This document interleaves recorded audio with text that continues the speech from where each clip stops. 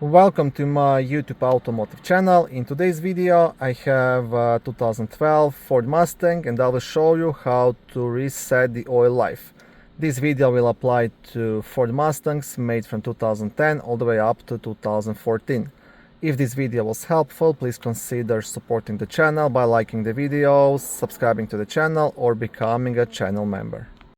Okay, now you will be using the buttons just here under the headlight switch. So what you want to do, you want to keep pressing the setup button until you reach the oil life. And you can see here, I'll try to zoom it in a bit. Okay, oil life. So I just did the oil change and already reset it. So mine is at 100%, but that doesn't matter. If yours is lower than 100%, all you have to do, you have to hold and press the reset button.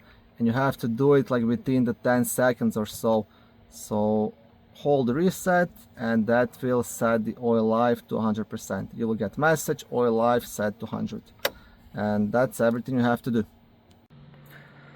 Thank you for watching this video. I hope it was helpful and educational. If it was, please like it and consider subscribing to my YouTube automotive channel.